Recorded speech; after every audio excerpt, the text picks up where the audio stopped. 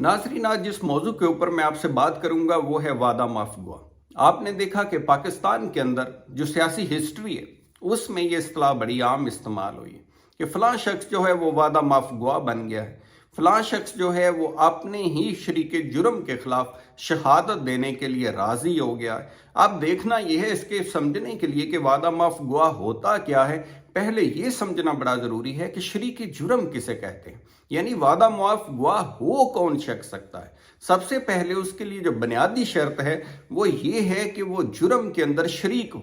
या जुर्म करने के अंदर उसने कोई ना कोई मावनत की हो, या जुर्म करने के अंदर कोई सहूलतकारी की हो, किसी तरह से मावन साबित हुआ, उसको सहूलतकार बना हो। तो फिर अगला उसके ऊपर ये चीज़ आती है, उसके पास ये ऑप्शन खुलता है, उसके पास ये आता है कि अख्तियार के उसको ये कानून इजाज़त दे कि वो वादा माफ गुआ बन सके। अब ये तमाम चीज़ का जब हम जायज़ा लेते हैं तो कानून शहादत का जो ऑर्डर 16 है उसको जानना बड़ा ज़रूरी है। कानून शहादत के ऑर्डर 16 के अंदर ये कहा गया कि जो शरीके जुर्म है, शरीके जुर्म जो जुर्म के अंदर शरीक रहा हो, जो शामिल रहा हो, जो उसमें सहूलतकार हो, मावन हो,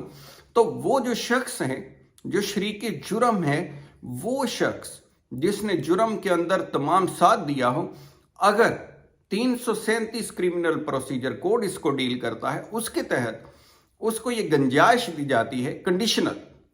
शर्त ये रखी जाती है कि अगर वो जुर्म के मुतल्लक तमाम सच्चाई बता दे,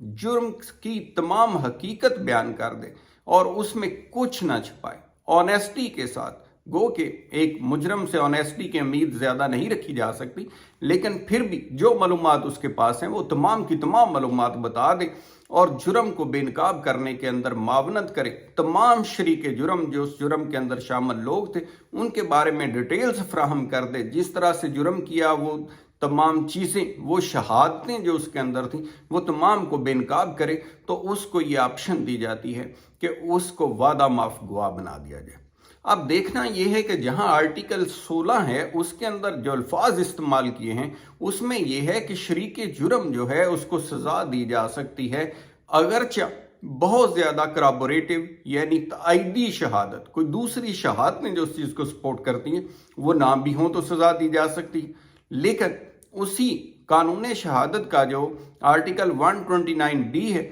उसके अंदर कहा गया कि नहीं, ऐसा नहीं है, क्योंकि जो जुर्म में शरीक होते हैं लोग उनके ऊपर इतना ज़्यादा भरोसा नहीं किया जा सकता, वो गलत भी बयान दे सकते हैं, तो लिहाजा कराबोरेटिव एविडेंस का होना ज़रूरी है, यानी तइदी शहादत जिसे कहते हैं, यानी एक शहादत के साथ दूसरी शहादत उसको सपोर्ट करने के लिए आए, उसकी तइद करे कि ये जो पहली शहादत है, यानी वो शहादत डॉक्यूमेंट्री भी हो सकती है, यानी दस्तावेजी भी हो सकती है, ज़बानी भी हो सकती है, या और कोई किसी तरह से भी शहादत हो सकती है। तो तइदी शहादत की सूरत में ही शरीके जुर्म के बयान के ऊपर सजा देनी चाहिए।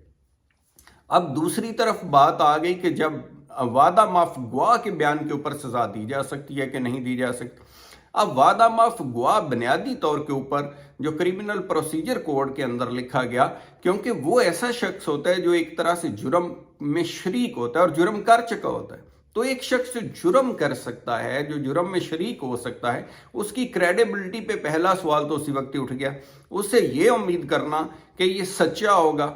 सादक होगा, ये किसी तरह से भी समझ में नहीं आता। जो जुर्म कर सकता है वो झूठ भी बोल सकता है, उससे गलत बयानी की भी तवक्को हो सकती है, उससे झूठी शहादत की भी तवक्को हो सकती है। तो लिहाजा कानून ने कहा कि उसके लिए ज़रूरी है तइदी शहादत हो, कराबोरेटिव एविडेंस हो, उसी के ऊपर ही किसी मुलजम को सजा दी जा सकती है, उसको मुजरम डिक्लेयर किया जा सकता है। तो पाकिस्तानी सियासत का जैसे मैंने हवाला दिया, आप अगर हिस्ट्री खोलेंगे तो बहुत सारे केसेस के अंदर आपने देखा कि बहुत सारे लोग वादा माफ गुआ बने और उसके ऊपर बहुत सारे लोगों को सजा भी दी गई। लेकिन दूसरी तरफ अगर हम देखते हैं